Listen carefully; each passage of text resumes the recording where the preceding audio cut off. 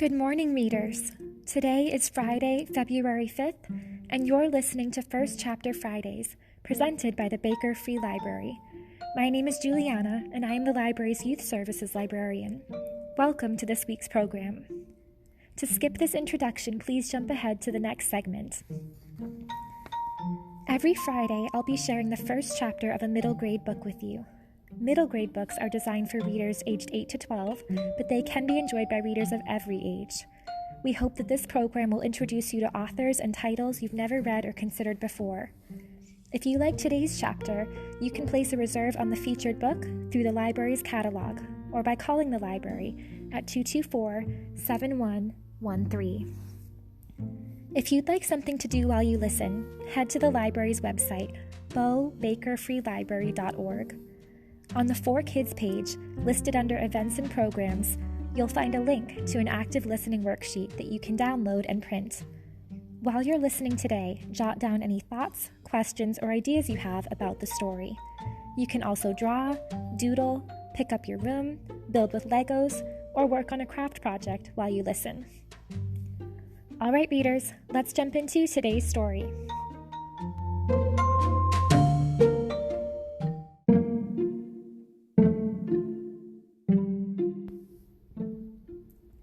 As we celebrate Black History Month throughout February, we'll be sharing stories written by and about people of color. Today, we begin with a beautiful story about growing up in two very different homes and learning to navigate the traumas and triumphs of America's civil rights movement. You'll find all this and more in Jacqueline Woodson's Brown Girl Dreaming. Brown Girl Dreaming, the true story of Woodson's childhood, was published in 2014. It is written in verse, meaning that the words inside look and sound more like poems than paragraphs.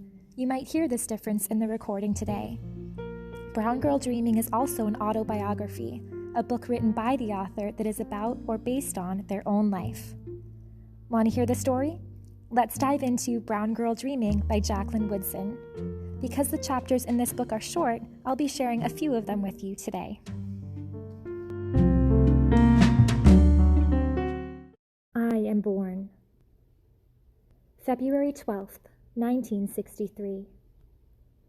I am born on a Tuesday at University Hospital, Columbus, Ohio, USA, a country caught between black and white.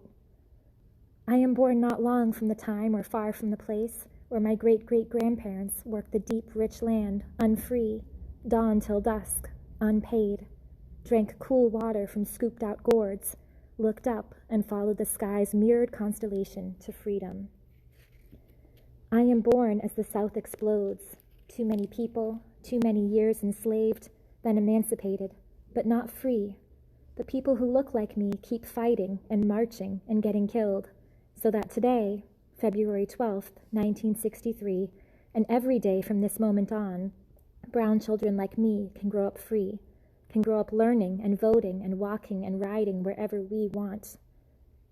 I am born in Ohio, but the stories of South Carolina already run like rivers through my veins. Second daughter's second day on Earth. My birth certificate says, female Negro. Mother, Mary Ann Irby, 22, Negro. Father, Jack Austin Woodson, 25, Negro. In Birmingham, Alabama, Martin Luther King Jr. is planning a march on Washington, where John F. Kennedy is president. In Harlem, Malcolm X is standing on a soapbox, talking about a revolution. Outside the window of University Hospital, snow is slowly falling. So much already covers this vast Ohio ground. In Montgomery, only 7 years have passed since Rosa Parks refused to give up her seat on a city bus. I am born brown-skinned, black-haired, and wide-eyed. I am born Negro here and colored there. And somewhere else the freedom singers have linked arms, their protests rising into song. Deep in my heart, I do believe that we shall overcome someday. And somewhere else, James Baldwin is writing about injustice, each novel, each essay changing the world. I do not yet know who I'll be, what I'll say, how I'll say it. Not even 3 years have passed since a brown girl named Ruby Bridges walked into an all-white school. Armed guards surrounded her while hundreds of white people spat and called her names. She was 6 years old. I do not know if I'll be strong like Ruby. I do not know what the world will look like when I am finally able to walk, speak, write. Another Buckeye, the nurse says to my mother. Already I am being named for this place. Ohio, the Buckeye State. My fingers curl into fists automatically. This is the way, my mother said, of every baby's hand. I do not know if these hands will become Malcolm's, raised and fisted, or Martin's, open and asking, or James's, curled around a pen. I do not know if these will be Rosa's or Ruby's, gently loved and fiercely folded, calmly in a lap, on a desk, around a book, ready to change the world. A girl named Jack. Good enough name for me, my father said the day I was born. Don't see why she can't have it too. But the women said no, my mother first, then each aunt pulling my pink blanket back, patting the crop of thick curls, tugging at my new toes, touching my cheeks. We won't have a girl named Jack, my mother said. And my father's sisters whispered, a boy named Jack was bad enough, but only so my mother could hear. Name a girl Jack, my father said, and she can't help but grow up strong. Raise her right, my father said, and she'll make that name her own. Name a girl Jack and people will look at her twice, my father said. For no good reason but to ask if her parents were crazy, my mother said. And back and forth it went until I was Jackie, and my father left the hospital mad. My mother said to my aunts, hand me that pen, wrote Jacqueline where it asked for a name. Jacqueline, just in case someone thought to drop the IE. Jacqueline, just in case I grew up and wanted something a little bit longer and further away from Jack. The Woodsons of Ohio. My father's family can trace their history back to Thomas Woodson of Chillicothe, said to be the first son of Thomas Jefferson and Sally Hemings.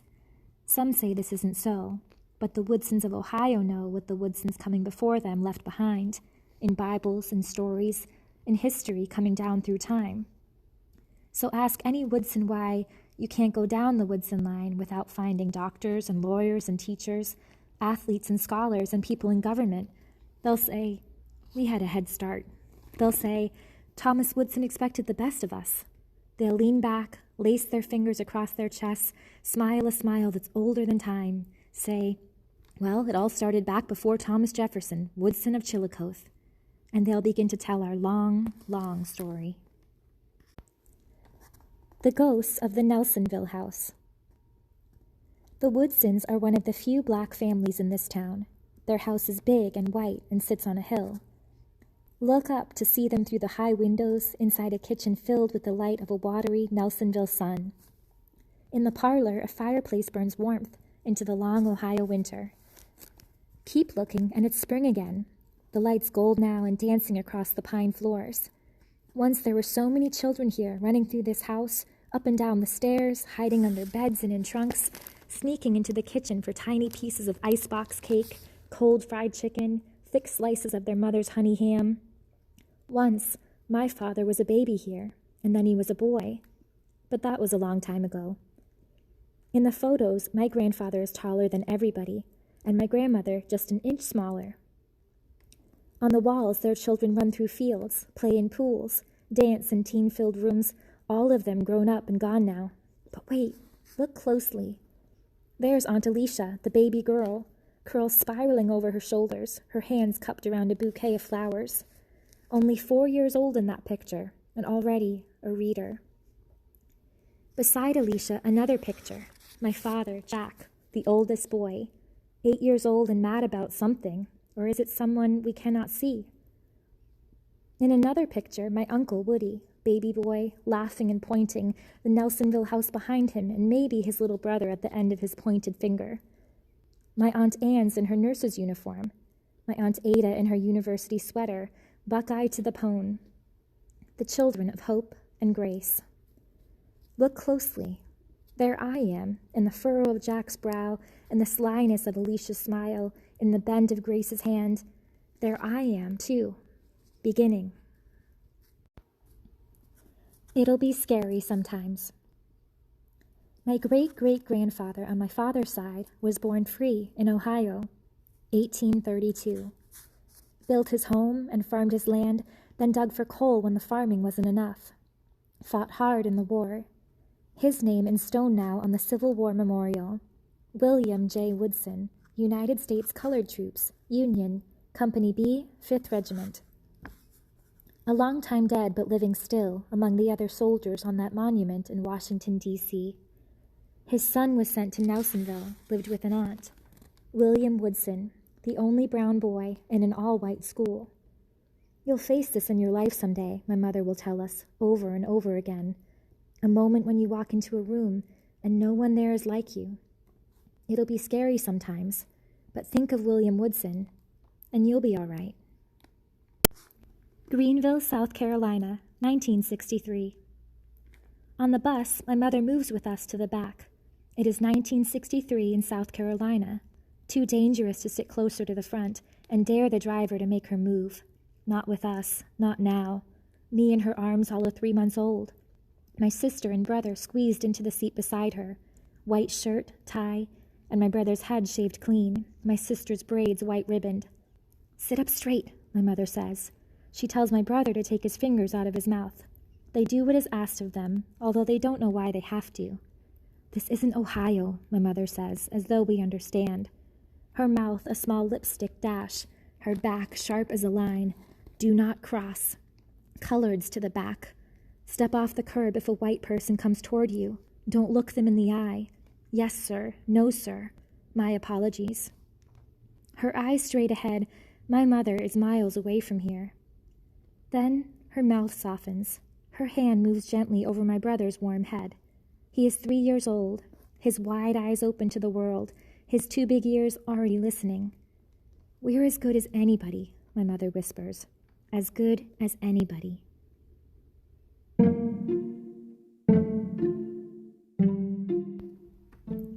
That's where we'll stop for today, readers.